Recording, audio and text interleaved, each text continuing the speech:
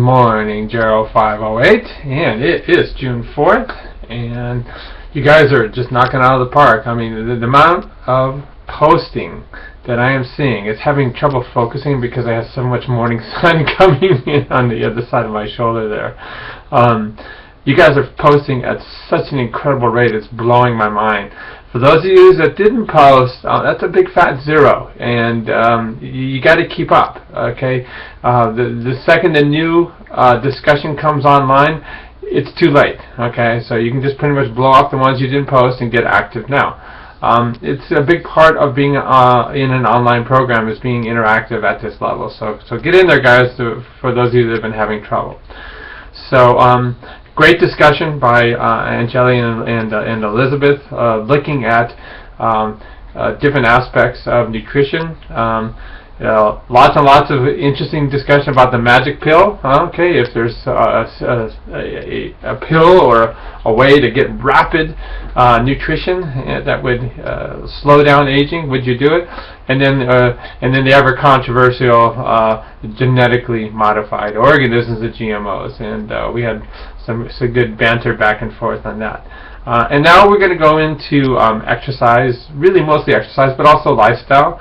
And Lucy and Leah have put forth, again, a great overview. And that's the point of these PowerPoints, is you're going to make it easier on all of us, because you're summarizing what's known out there in the literature. And if you notice also, at the bottom of the lecture series for each day, I also post relevant links that are kind of career-oriented, and so a big part of this is going to be lifestyle coaches, so to speak.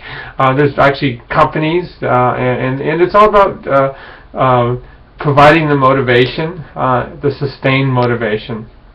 And I'll get back to that later on. And Lucy and Leah touch on that in their PowerPoint, which is really important.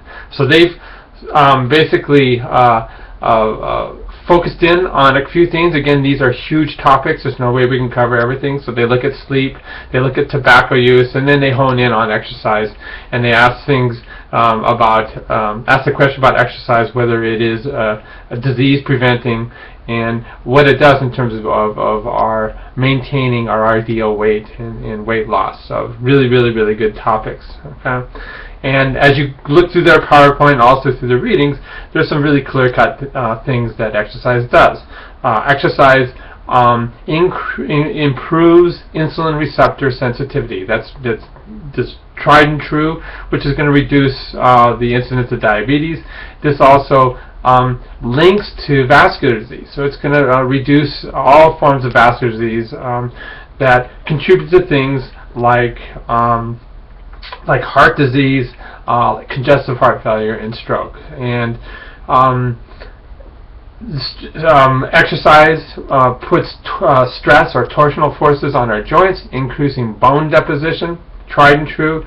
And then by exercising, you increase your mobility, which reduces the likelihood of deposits that lead to osteoarthritis. So it's all very clear. We also have cancer prevention. Okay, I'm going to go through what happens, with all these diseases, because we are this biochemical milieu. Okay, for our scientists out there, and we have all these little molecules that are actually directly produced by exercise that affect lots of different aspects of our health. One question was raised: what about clinical depression? And exercise is one of the best things you can do to reduce clinical depression, along with exposure to sunlight. So get out there and do a walk in the sun.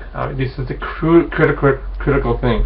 Exercise and sunlight both increase the absorption of tryptophan into the brain. They both increase the production of serotonin, and serotonin is the key molecule that seems to be altered in clinical depression, and that's the key target of all of our present-day clinical depression therapies.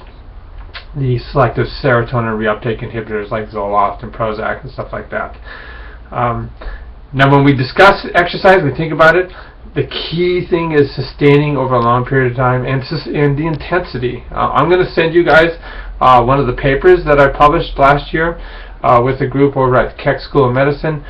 We use exercise in terms of not only prevention of Parkinson's disease, but for those people that have been diagnosed with Parkinson's disease, it's amazing how it slows the progression. Okay, and so and what we have found, it has to do with the type of exercise and the intensity, and it really helps to have one of these quote-unquote life coaches.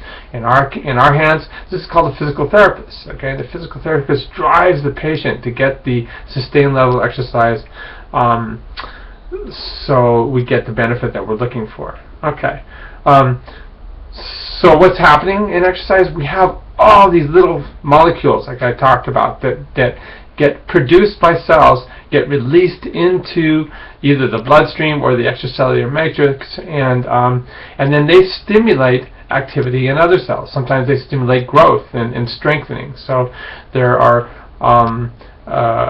special cells released, molecules released in the brain, like brain-derived neurotrophic factors, a small peptide, a protein, a series of amino acids that stimulates new connections to be formed, and that's why exercise increases the overall level of cognition. What else do we have? We have endothelial growth factor, or EGF, okay, and this stimulates improvement in terms of all of your pipes, all of your vascularity. There's a mechano growth factor that is stimulated by exercise that goes directly to skeletal muscles. So all these factors are all released. Okay, so I look forward to a nice, healthy, and hearty discussion once again. And again, I thank Lucy and Leah for putting forth a really great PowerPoint. See you next time.